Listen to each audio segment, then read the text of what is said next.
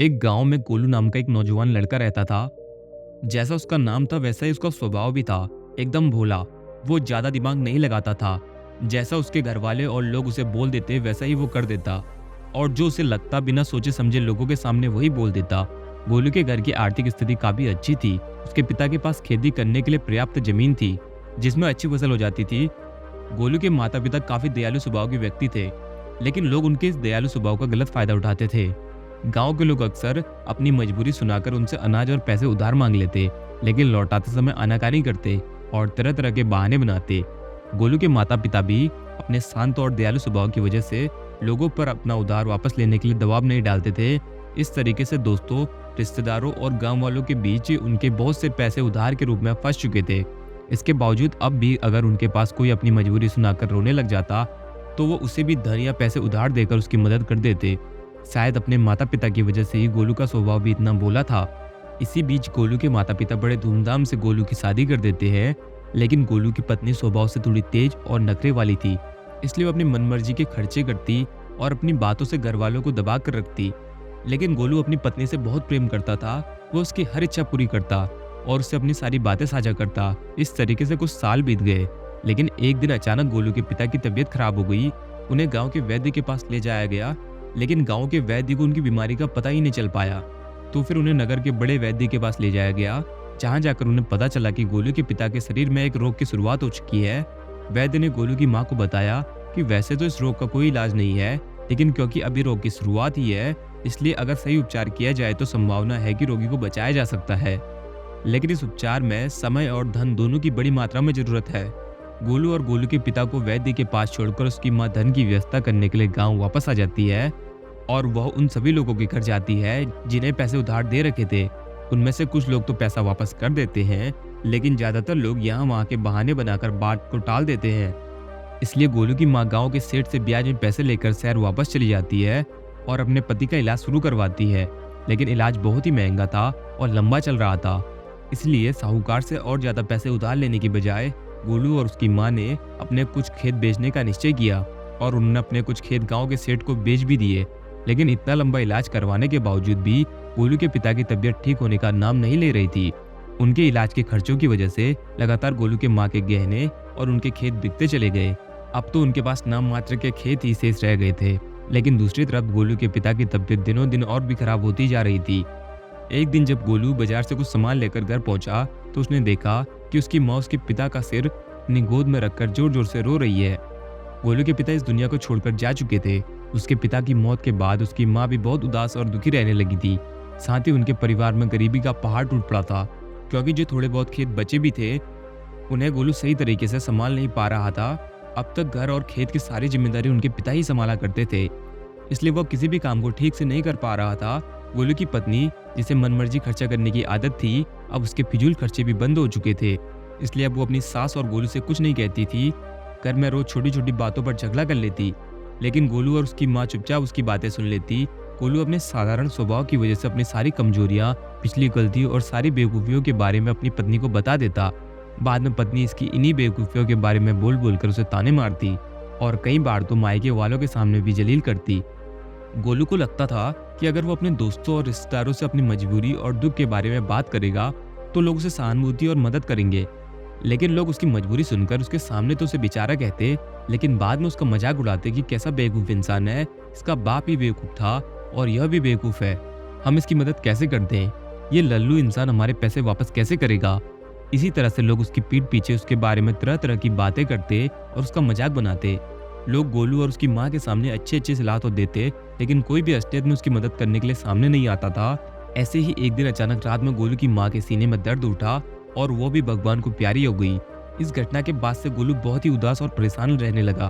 काम तो वो पहले से ही ठीक से नहीं कर पा रहा था, लेकिन अपनी माँ के जाने के बाद अब वो घर में उदास और दुखी होकर पड़ा रहता था। इस बात पर उसकी पत्नी उसे दिन भर ताने मारती और पड़ोसियों से उसकी बुराई करती। वह कहती जैसे इसके माँ बाप निकम्मे और डरपोक थे, वैसा ये भी है। जब गोलू को पड़ोसियों के मुंह से अपनी पत्नी के द्वारा की गई उसकी बुराइयों के बारे में पता चलता तो उसे बहुत गुस्सा आता, और गुस्से में वो भी अपनी पत्नी की पड़ोसियों से बुराई कर देता।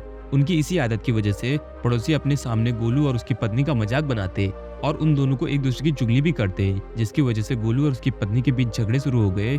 एक दिन झगड़े के दौरान उसकी पत्नी घर छोड़कर अपने मायके चली गई और यह धमकी दे गई कि अब वो कभी वापस नहीं आएगी। पत्नी के जाने के बाद गोलू और भी अकेला पड़ गया और वो पूरे दिन दुखी होकर अपने भाग्य को कोसता रहता। कई बार तो उसे विचार आता कि अब आत्महत्या कर लेता हूँ, लेकिन फिर वो कुछ सोचकर रुक जाता। कुछ समय पहले तक लोग गोलू को अपना दोस्त, रिश्तेदार और पड़ोसी बताकर मीठी मीठी बातें करते और उसके पिता से सहायता मांगते थे। आज वही लोग गोलू का मजाक उड़ाते और उसे पागल कहते। अंदर से दुखी और पूरी तरह से टूट चुका गोलू बस किसी तरह से अपना जीवन काट रहा था।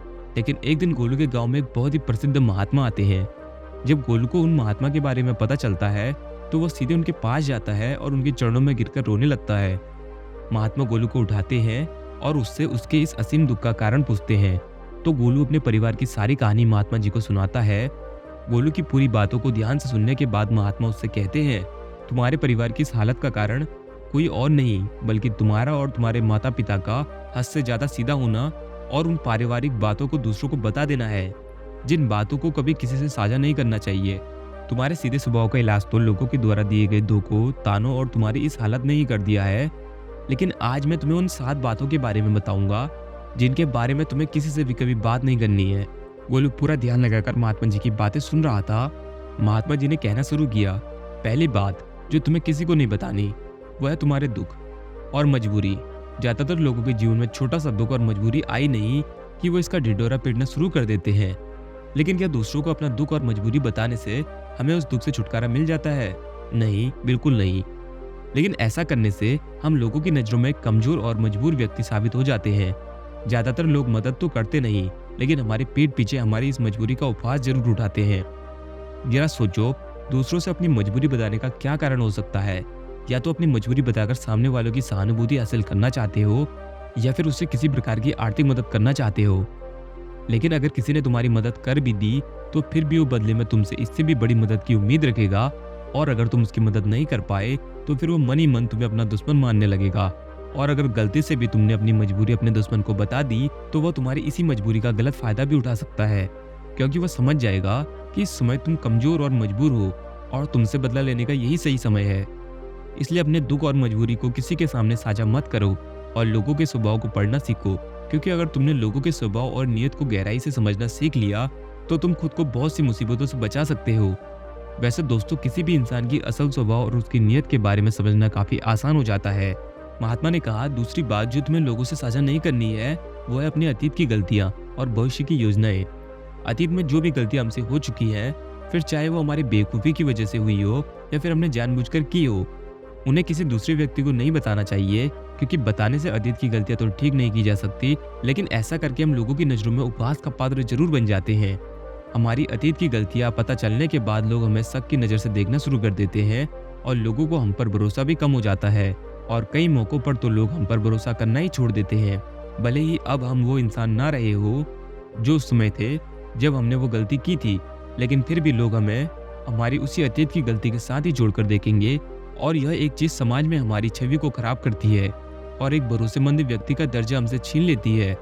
दूसरी तरफ हमें भविष्य की योजनाएं भी लोगों को नहीं बतानी चाहिए, क्योंकि ऐसा करने के 2 बड़े नुकसान हैं। पहला, हर व्यक्ति के अंदर कहीं ना कहीं खुद को दूसरों से श्रेष्ठ साबित करना और अपनी तारीफ को सुनने की आदत होती है, और वे चाहते हैं उनके अंदर बैठे अहंकार की वजह से होती है, और ये आदत उनके अंदर बैठे अहंकार की वजह से होती है।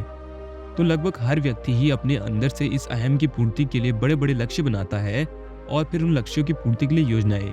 लेकिन जब वही व्यक्ति अपने लक्ष्य और योजनाएं लोगों को बताने लगता है तो उसके बड़े बड़े लक्ष्य और योजनाओं के बारे में सुनकर लोग उसकी तारीफ करने लगते हैं, और अपनी इसी झूठी तारीफ को सुनकर व्यक्ति के अहम को ठंडक मिलती है।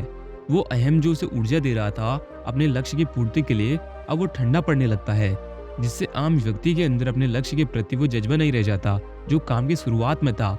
और इसी बात की संभावना कई गुना बढ़ जाती है कि व्यक्ति अपने उस काम को बीच में ही छोड़ दे और उसका वो लक्ष्य कभी पूरा ही नहीं हो। इसलिए हमेशा काम पूरा होने के बाद ही लोगों को उसके बारे में बताना चाहिए, और वैसे भी उन लोगों को अपनी योजनाओं के बारे में बताने का कोई मतलब नहीं जो हमारी उस योजना का हिस्सा ही नहीं है। समय से पहले अपनी योजनाओं के बारे में बताने का दूसरा नुकसान यह भी है कि लोग हमारी उस योजना को पूरा होने ही नहीं देंगे, क्योंकि कोई भी नहीं चाहता कि दूसरा व्यक्ति उससे आगे निकल जाए। इसलिए जब लोगों को तुम्हारे लक्ष्य और योजनाओं के बारे में पता चलेगा तो वे तुम्हें पीछे खींचने की कोशिश करेंगे, यहाँ तक कि वे लोग भी जो अब तक आपकी मदद कर रहे थे, आपके दोस्त और रिश्तेदार भी पीछे हट जाएंगे।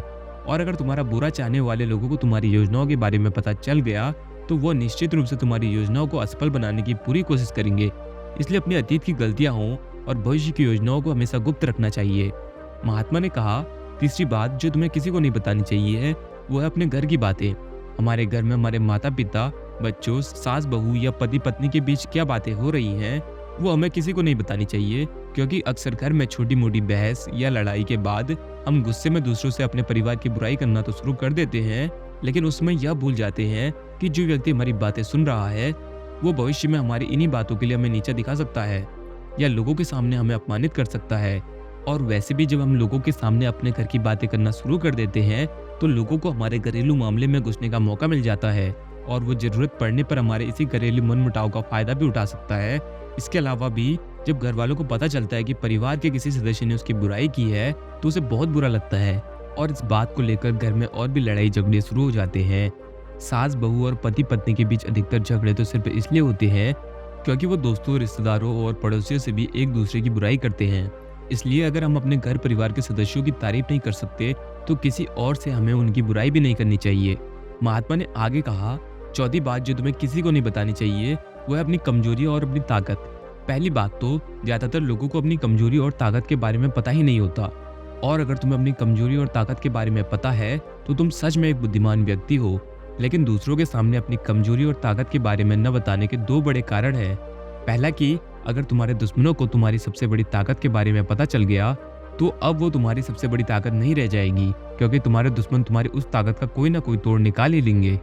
और अगर तुम्हारी सबसे बड़ी कमजोरी भी लोगों के सामने उजागर हो गई, जो लोग अपनी बात मनवाने के लिए तुम्हारी उस कमजोरी पर ही प्रहार करेंगे और तुम्हें मजबूर होकर हमेशा ही दबना पड़ेगा, वो सामने वाले की बात माननी पड़ेगी। इसलिए अपनी कमजोरी किसी को भी नहीं बतानी चाहिए, यहाँ तक कि पति को अपनी पत्नी और पत्नी को अपने पति से भी नहीं, क्योंकि जरूरत पड़ने पर अपनी बात मनवाने के लिए यह एक दूसरे की कमजोरी का फायदा भी उठा सकते हैं। और अगर पति की कमजोरी पत्नी को पता है तो पति को हमेशा दबकर ही रहना पड़ेगा, और इसका उल्टा भी उतना ही सही है। महात्मा ने आगे कहा, पांचवी बात जो तुम्हें दूसरों को नहीं बतानी है वो है अपनी आमदनी और धन के बारे में। आप किसी से अपनी आमदनी के बारे में न बताने का क्या कारण हो सकता है? तो इसके दो बड़े कारण हैं। पहला कि अगर हमारी आमदनी कम है और लोगों को इसके बारे में पता चल गया तो वो जरूरत पड़ने पर कभी भी हमारी आर्थिक मदद नहीं करेंगे और हमसे दूर भागेंगे, क्योंकि समाज में एक गरीब व्यक्ति की आर्थिक मदद करने से हर व्यक्ति डरता है। उन्हें इस बात का डर होता है कि इसकी आमदनी तो इतनी कम है, ये पैसे वापस कैसे करेगा। और साथ ही हमारी आमदनी के बारे में जानकर लोग हमारी हैसियत का अनुमान भी लगा लेते हैं और फिर हमें उसी के अनुसार इज्जत भी देते हैं। और अगर आपकी आमदनी बहुत कम है तो हमारा उपहास भी उड़ाते हैं। लेकिन दूसरी तरफ अगर हमारी आमदनी ज्यादा है और लोगों को इसके बारे में पता है तो वो छोटी सी भी जरूरत पड़ने पर आपके पास ही आर्थिक मदद मांगने आएंगे। और अगर किसी कारणवश आपने उनकी मदद नहीं की तो वो सोचेंगे कि ये व्यक्ति हमारी मदद कर सकता था लेकिन उसने जानबूझकर मदद नहीं की। तो इस तरीके से अपनी ज्यादा आमदनी आपके दोस्तों और रिश्तेदारों के साथ आपके आपसी मनमुटाव और झगड़े का कारण बनेगी। इसलिए अगर आमदनी कम है तो लोग मजाक उड़ाएंगे और अगर ज्यादा है तो हर व्यक्ति तुमसे मदद मांगता रहेगा। इसलिए अपने धन के बारे में बात न करने में ही समझदारी है।